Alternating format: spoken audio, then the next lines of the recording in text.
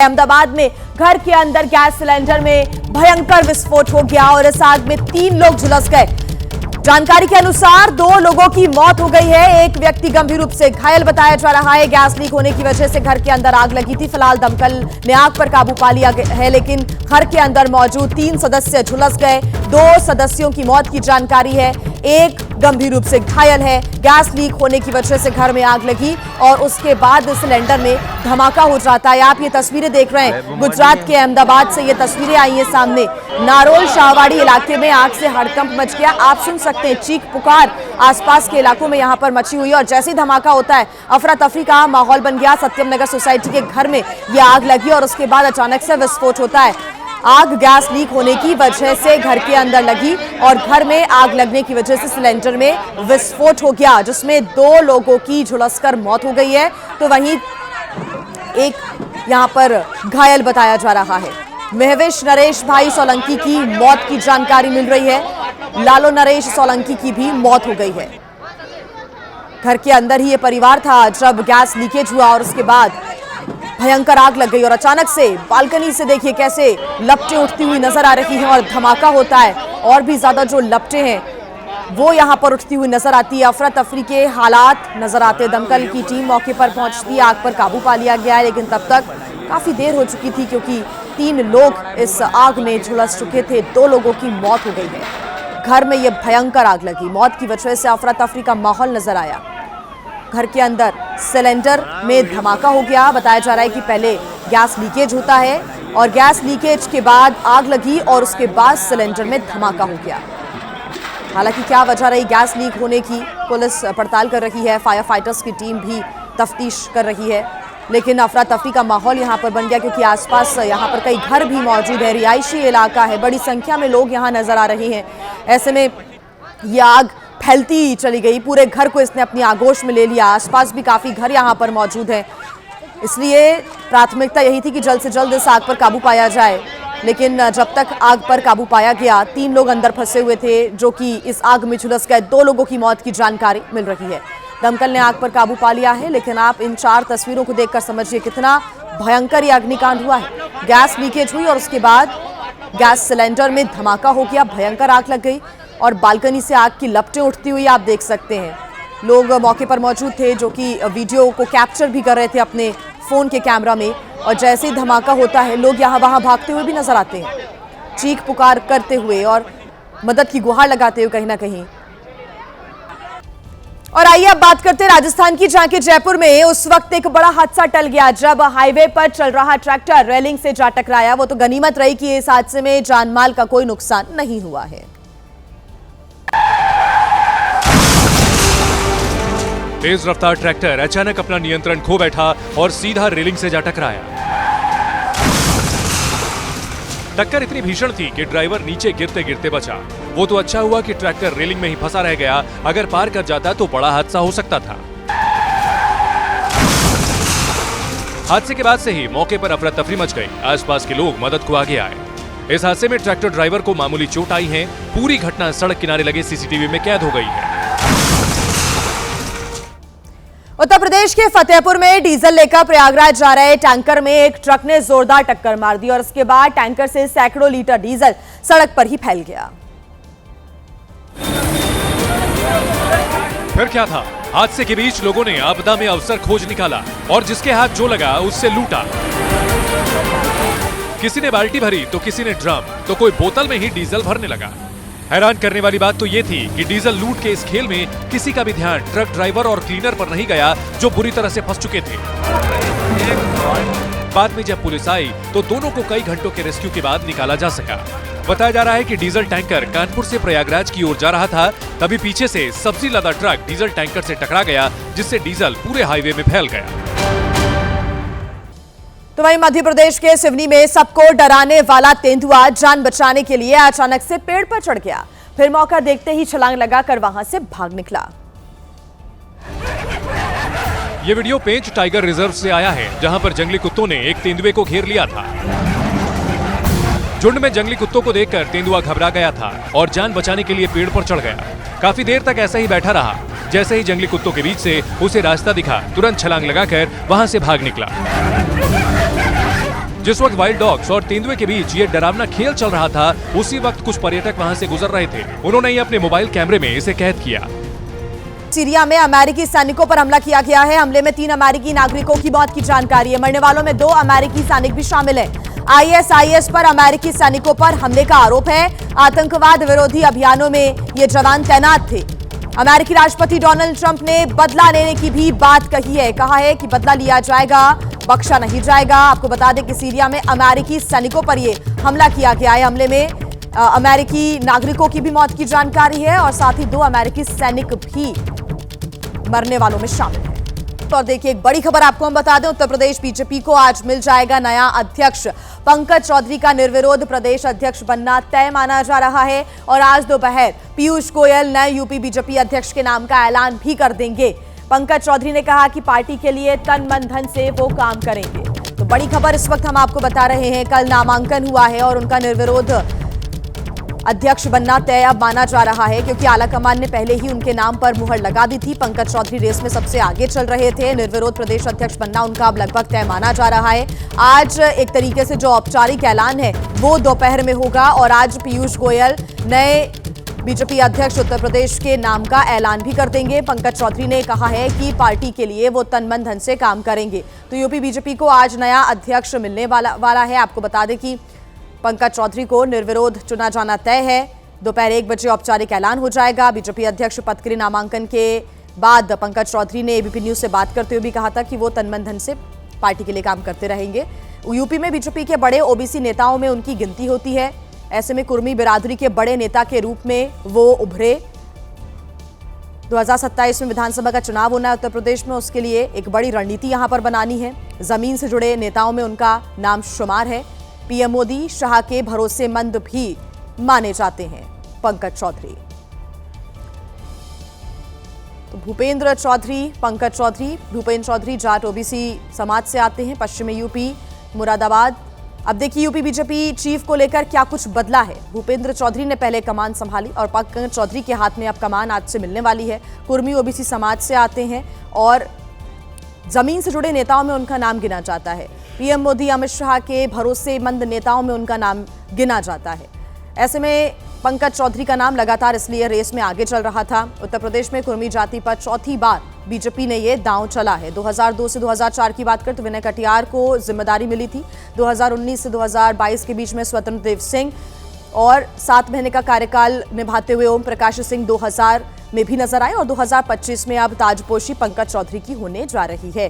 तो उत्तर प्रदेश में कुर्मी जाति पर चौथी बार बीजेपी ये दांव चल रही है, क्योंकि 2027 में विधानसभा का चुनाव होना है उत्तर प्रदेश में और उसको लेकर ये एक बड़ी रणनीति कहीं ना कहीं बीजेपी अपना रही है। तो उत्तर प्रदेश में बीजेपी को नए चौधरी मिल गए हैं और ये चौधरी अगर गए तो दूसरे चौधरी किसी भी वक्त उत्तर प्रदेश बीजेपी की बागडोर संभाल सकते हैं। यानी भूपेंद्र चौधरी की जगह अब केंद्रीय वित्त राज्य मंत्री पंकज चौधरी यूपी बीजेपी के नए प्रदेश अध्यक्ष होंगे। सिर्फ आज औपचारिक ऐलान होना बाकी है। लखनऊ एयरपोर्ट पर जिस तरह से पंकज चौधरी का स्वागत हुआ, उनके स्वागत में बड़ी संख्या में बीजेपी के नेता पहुंचे थे। पंकज चौधरी को लेने केंद्रीय मंत्री पीयूष गोयल एयरपोर्ट गए थे। वहां से पंकज चौधरी को लेकर पीयूष गोयल सीधे बीजेपी के कार्यालय की ओर रवाना हुए। थोड़ी देर में यूपी बीजेपी के दफ्तर पहुंच गए, जहां पर बीजेपी के कार्यकर्ताओं नेताओं ने फिर से पंकज चौधरी का स्वागत किया। पंकज चौधरी ने नामांकन दाखिल किया। नामांकन के दौरान सीएम योगी, कैबिनेट मंत्री स्वतंत्र देव सिंह, दोनों डिप्टी सीएम भी मौजूद थे। यूपी के मुख्यमंत्री योगी आदित्यनाथ, उप मुख्यमंत्री केशव प्रसाद मौर्य और ब्रजेश पाठक उनके प्रस्तावक बने। इस दौरान बीजेपी के राष्ट्रीय संगठन महासचिव विनोद तावड़े और लखनऊ बीजेपी के प्रमुख महेंद्र नाथ पांडे ने चुनाव अधिकारी के रूप में पंकज चौधरी का नामांकन स्वीकार किया। इस मौके पर पूर्व केंद्रीय मंत्री स्मृति ईरानी, सूर्य प्रताप शाही, सुरेश खन्ना और बेबी रानी मौर्य भी मौजूद रही। देखिए, पंकज चौधरी कुर्मी समुदाय के बड़े नेता माने जाते हैं और कुर्मी वोट बैंक पर उनकी पकड़ बेहद मजबूत है।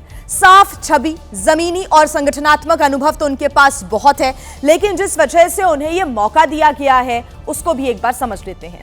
लोकसभा चुनाव 2019 में बीजेपी को 80% कुर्मी कोयरी का वोट भी मिला था। ऐसे में कुर्मी समाज में वो एक बड़ा नाम है।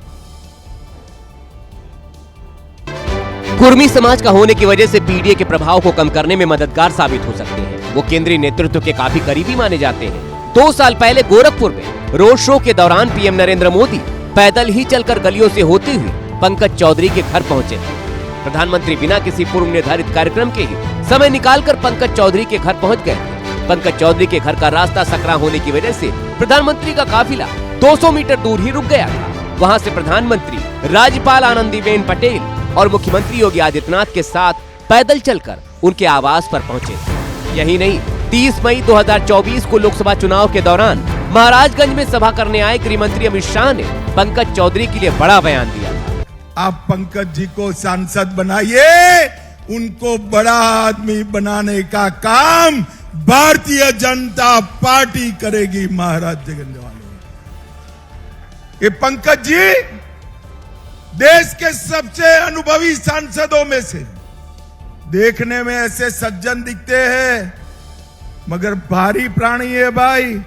शाह ने पंकज चौधरी के बारे में आगे कहा, दिया लेकर खोजने पर भी ऐसा सांसद नहीं मिलेगा। अब देखिए, 2024 के लोकसभा चुनाव में जीत की हैट्रिक लगाने वाले पंकज चौधरी अभी केंद्र में वित्त राज्य मंत्री हैं और यहां तक पहुंचने के लिए पंकज चौधरी ने लंबा सफर तय किया है।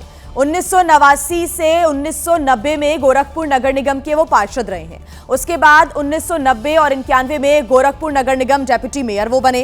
1991 में पहली बार लोकसभा चुनाव जीतकर संसद पहुंचे। 1996 की बात करें तो लोकसभा चुनाव जीतकर दोबारा वो सांसद बने और 1998 में तीसरी बार लोकसभा चुनाव उन्होंने लड़ा और जीते भी। 2004 में भी लोकसभा चुनाव जीतकर चौथी बार संसद पहुंचे। मई 2014 में 5वीं बार जीतकर सांसद बने और मई 2019 में 6वीं बार लोकसभा सांसद चुने गए और जुलाई 2021 में केंद्रीय वित्त राज्य मंत्री बनाए गए। जीत का सिलसिला मई 2024 में भी जारी रहा और 7वीं बार सांसद और दूसरी बार केंद्रीय मंत्री बने और अब उत्तर प्रदेश बीजेपी की कमान संभालने वाले हैं। आज औपचारिक ऐलान हो जाएगा। तो देखिए, यूपी में बीजेपी का वापसी का साल 2014 का चुनाव रहा। करीब दशक भर से ज्यादा के वनवास के बाद उत्तर प्रदेश में बीजेपी की जबरदस्त वापसी हुई थी। उस वक्त लक्ष्मीकांत वाजपेयी प्रदेश अध्यक्ष थे। बीजेपी लोकसभा में 71 सीटें जीतकर आई थी। 2017 में जब केशव प्रसाद मौर्य अध्यक्ष बने थे तब बीजेपी को प्रदेश में सत्ता मिली। 2019 में जब महेंद्र पांडे प्रदेश अध्यक्ष थे तब बीजेपी ने लोकसभा में 63 सीटें जीती थी। 2022 में स्वतंत्र देव सिंह अध्यक्ष बने और बीजेपी प्रदेश की सत्ता में वापसी हुई। आपको बता दें कि 2024 के चुनाव के वक्त कमान भूपेंद्र चौधरी के हाथ में थी, लेकिन पार्टी का परफॉर्मेंस बीते चुनाव के मुकाबले कुछ ज्यादा अच्छा नहीं था, खराब था। आज दिग्गज फुटबॉलर मेसी के भारत दौरे का दूसरा दिन है और आज मुंबई में अपने पुराने साथी के साथ फैशन शो में हिस्सा भी लेंगे लियोनेल मेसी। आज मुंबई में मेसी से मुलाकात करेंगे पूर्व क्रिकेटर सचिन तेंदुलकर। ये बड़ी खबर इस वक्त हम आपको बता रहे हैं। भारत दौरे का दूसरा दिन है लियोनेल मेसी का और आज मुंबई में अपने पुराने साथी लुइस सुआरेज और अर्जेंटीना के मिडफील्डर रोड्रिगो डी पॉल के साथ फैशन शो में हिस्सा लेंगे लियोनेल मेसी और आज उनकी सचिन तेंदुलकर के साथ भी मुलाकात होनी है। कल की भी जो तस्वीरें दिन भर सामने आई थी, जो जबरदस्त जोश और उत्साह उनके फैंस में नजर आया था। रेवंत रेड्डी के साथ फुटबॉल का उन्होंने मैच भी खेला था। हैदराबाद की तस्वीरें सामने आई थी जहां पर जबरदस्त यहां पर भीड़ और खचाखच स्टेडियम भरा हुआ था और इस दौरान संबोधित भी लियोनेल मेसी ने लोगों को किया, उनके प्यार के लिए शुक्रिया कहा और जो भारत में उन्हें समर्थन मिला है उसके लिए वो शुक्रिया अदा करते हुए नजर आए थे। और आज मुंबई में अपने पुराने साथी के साथ फैशन शो में लियोनेल मेसी हिस्सा लेंगे और आज उनकी मुंबई में सचिन तेंदुलकर के साथ मुलाकात भी होगी।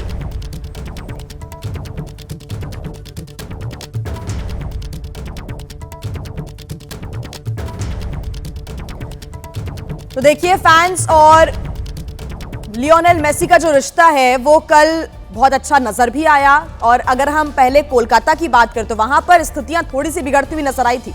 जब मेसी स्टेडियम से चले गए थे उसके बाद कुर्सियां यहां पर फेंकी गई थी क्योंकि नाराजगी उनके फैंस में थी। बहुत ज्यादा टाइम यहां पर दे नहीं पाए थे, फैंस के साथ बातचीत नहीं कर पाए थे। उसकी भी तस्वीरें कोलकाता के सॉल्ट लेक स्टेडियम से सामने आई थी। हालांकि हैदराबाद में जो व्यवस्थाएं वो बहुत ज्यादा व्यवस्थित नजर आई। अब देखिए, पश्चिम बंगाल में अगले साल विधानसभा चुनाव होने हैं। उससे पहले कोलकाता के सॉल्ट लेक स्टेडियम में हुए हंगामे को लेकर राजनीति तेज हो गई है। बीजेपी ने टीएमसी को निशाने पर लिया है।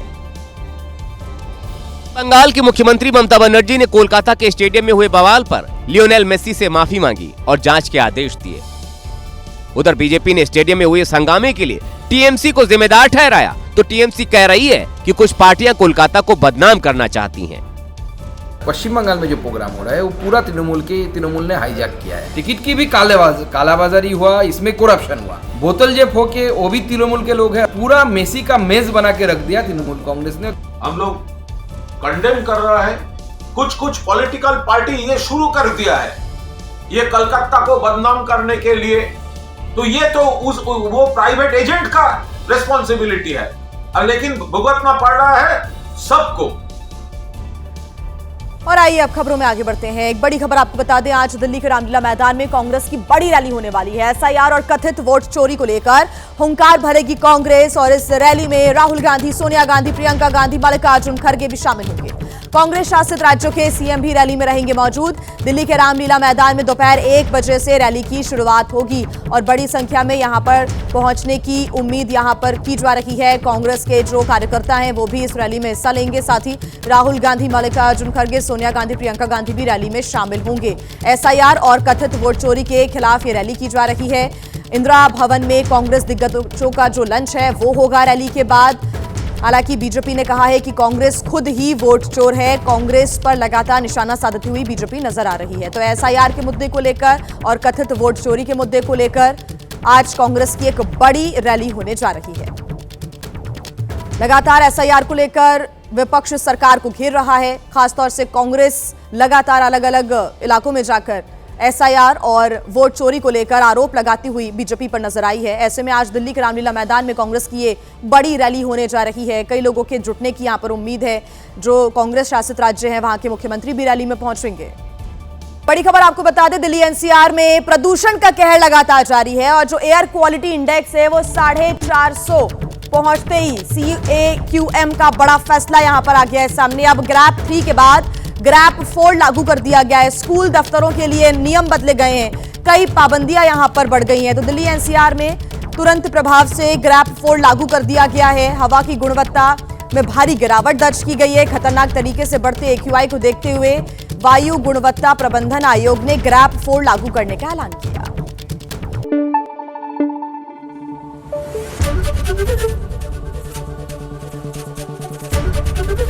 ABP न्यूज आपको रखे आगे।